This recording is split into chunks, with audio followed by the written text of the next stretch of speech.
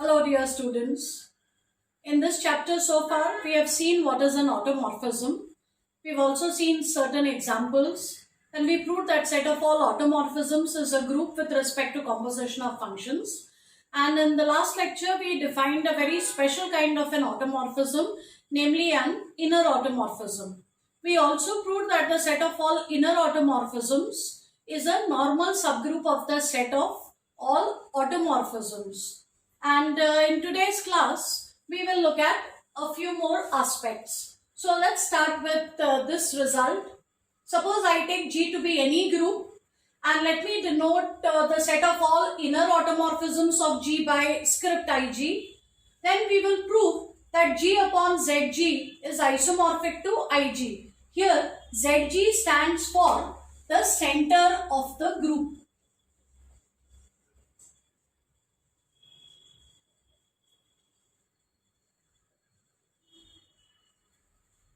We have proved earlier that not only is the center a subgroup, but center is a normal subgroup of G. So G by Zg, the quotient group G by Zg will be defined because Zg is a normal subgroup of G. But I will not be going by this route. I will use the fundamental theorem of group homomorphism. And the fundamental theorem says, suppose I have a function from one group G to a group G dash, and if this function is a homomorphism, then G upon kernel phi, this quotient group is isomorphic to phi of G, namely the homomorphic image of G. So if phi from G to G dash is a homomorphism, then this quotient group will be isomorphic to this.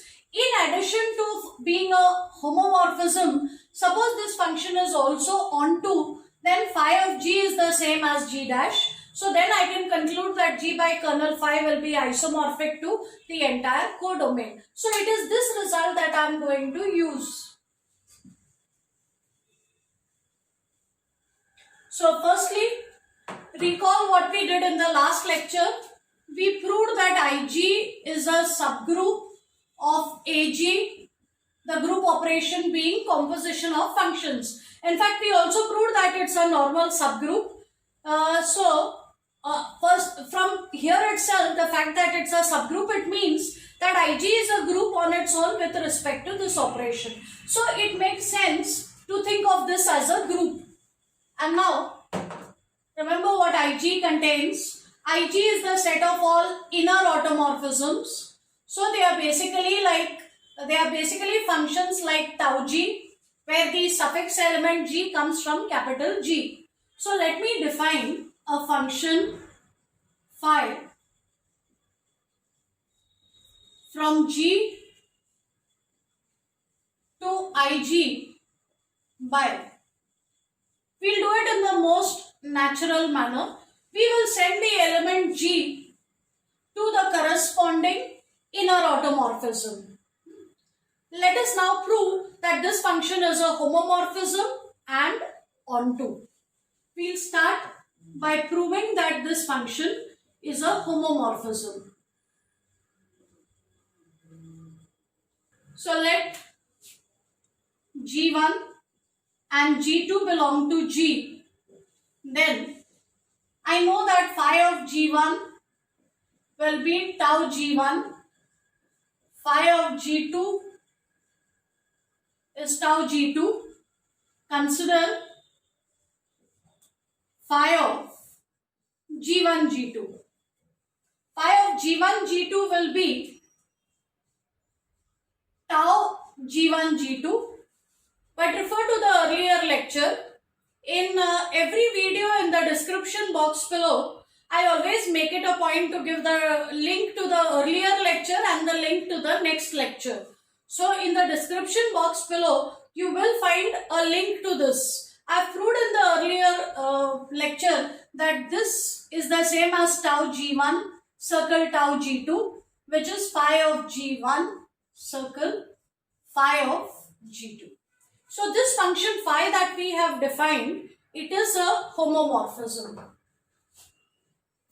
Let us now prove that it is onto. So we have defined our function phi from G to Ig. And now I wish to prove that this function is onto.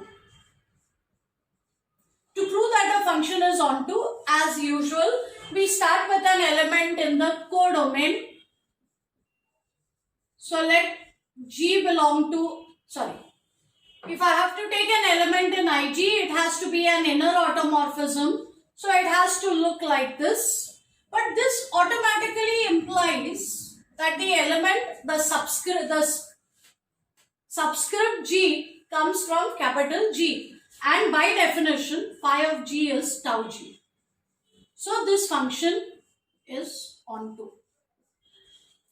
So phi from G to Ig is onto as well as a homomorphism. And now let me use the fundamental theorem of group homomorphism. By the fundamental theorem,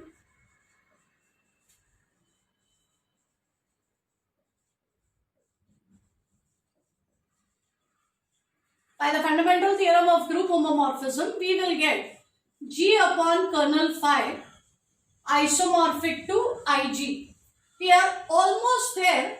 We have proved that G by kernel phi is isomorphic to Ig. The only thing that I need to do is to now establish the fact that the kernel is the same as the center. So let's do that. By definition, kernel phi will contain those elements whose image goes to the identity element in the codomain. Now recall that the identity element in Ig is the inner automorphism tau E. It's the same as the identity map. So let's simplify this. Now phi of G by definition is tau G.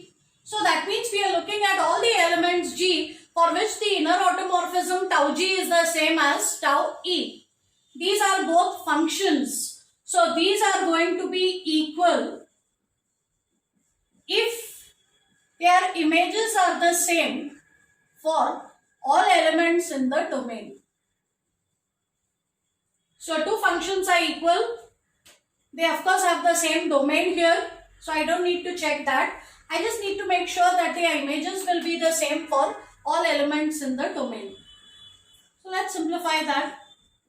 This means G x G inverse is the same as E x E inverse for all x. So I will get G x G inverse equal to x, and let's simplify that some more. So I will get G belonging to G such that, let us post multiply both sides by G. When I post multiply both sides by G, I get Gx equal to Xg for all x in G.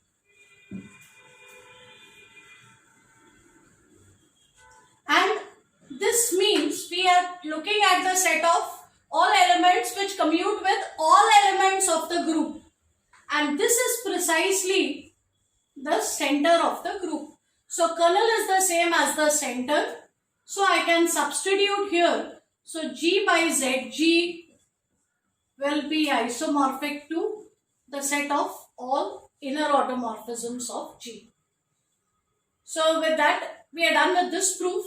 In the next lecture, we will determine the group of automorphisms specifically for cyclic groups. That's all for now. Thank you.